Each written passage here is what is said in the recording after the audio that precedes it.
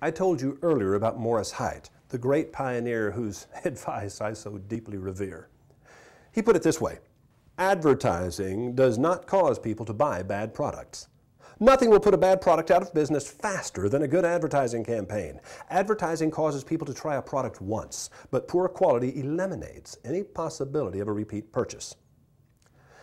He went on to say, if an ad campaign is built around a weak idea, or, as is so often the case, no idea at all, I don't give a damn how good the execution is, it's going to fail.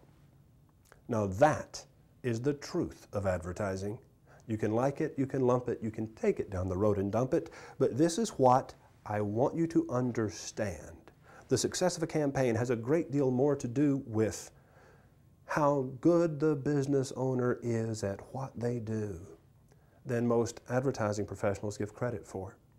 You see, a great strategy and a great message and good frequency through a delivery vehicle, the media, that's highly efficient, all of that comes to nothing if the advertiser does not deliver an experience that is at least equal to that which was anticipated by your reader, listener, or viewer, the customer.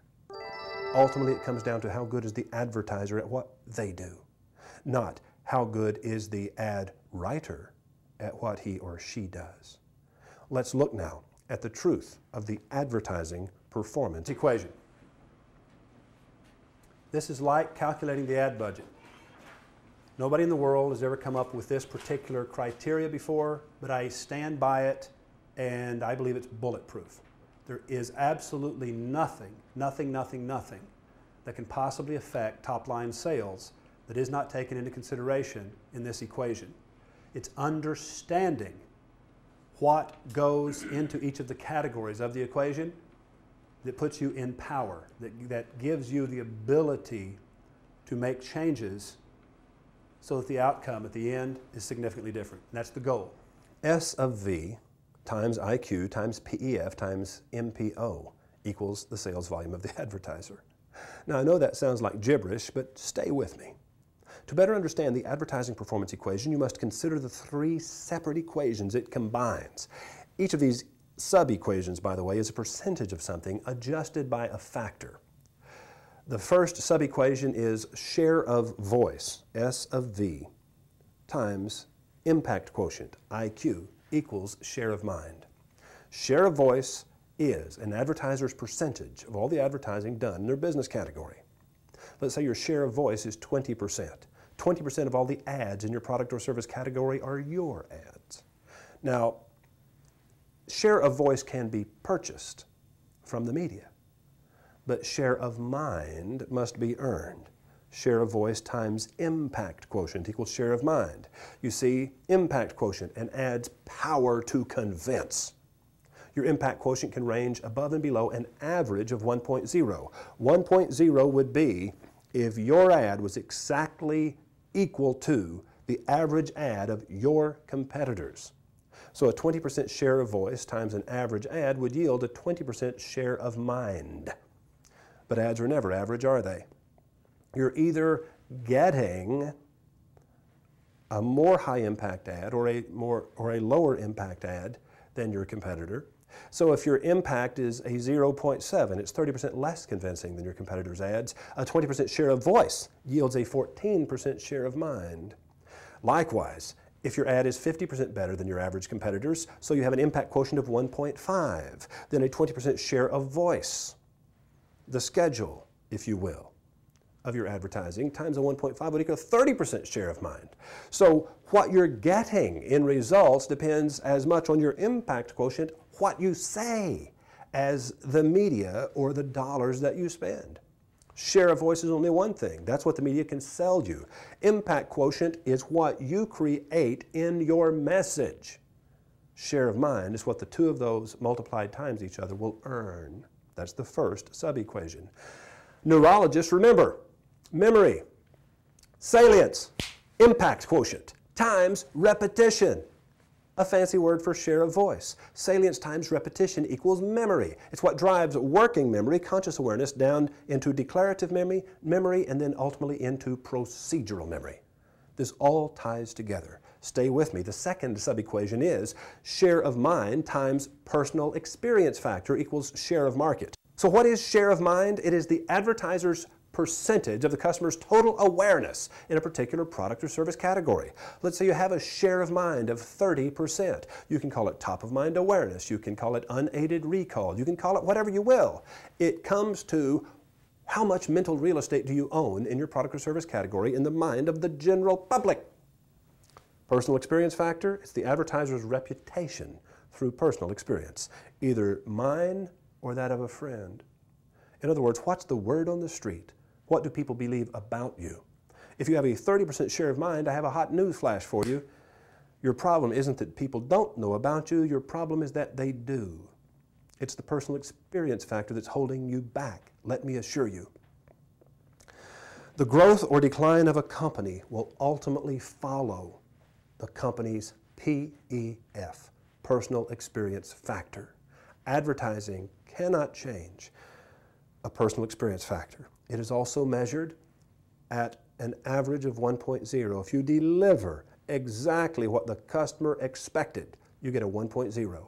So share of mind equals share of market. You can fall short or you can exceed your customer's expectations. In the aggregate, you're going to adjust your share of mind. Let's say that you exceed the average customer's expectation by 20%. The line was shorter, the prices were better, the layout was more charming, the salespeople more helpful, something. But you exceeded their expectation. They had a preconception in the world outside your door. They had a preconception of what they were going to experience when they contacted your company, and you exceeded that by about 20%. Gee, a 30% share of mind now becomes a 36% share of market because 30% times 1.2 equals 36%. Wow. But it can go just as easily the other way if you fall 30% short in the PEF, the personal experience factor. You didn't quite live up to all that you claimed in your ads. You didn't quite live up to the customer's expectation. The item was out of stock. They had to get a rain check. It was too warm. You were playing country music or something perhaps that your shopper hated.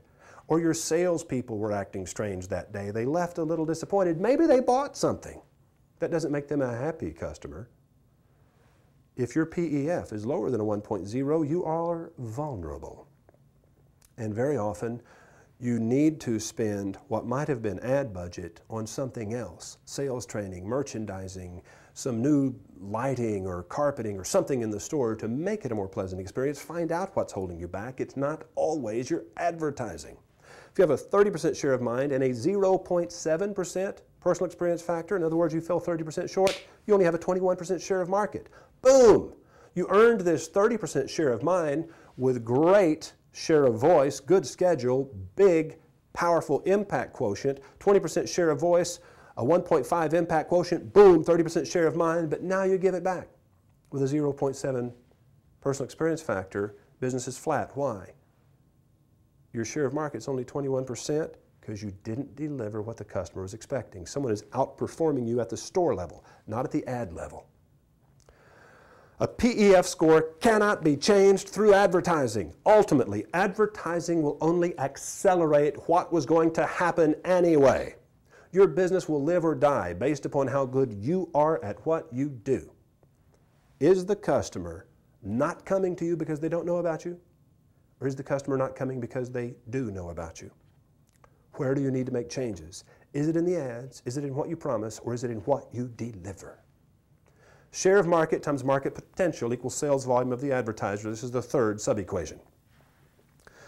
If you have a 21% share of market and your market potential is $90 million, congratulations, you have an $18.9 million sales volume. 21% share of market, $90 million potential, $18.9 million. It's simple math.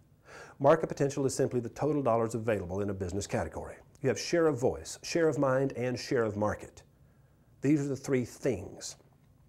Low store traffic is only a symptom. It's not the disease. If advertising could always cure the disease, then advertising would always increase traffic, but advertising doesn't always work. The traditional excuse is, we must be reaching the wrong people. But I've never seen any wrong people, have you? Which brings us to that terrifying mirror so few business owners are willing to look in.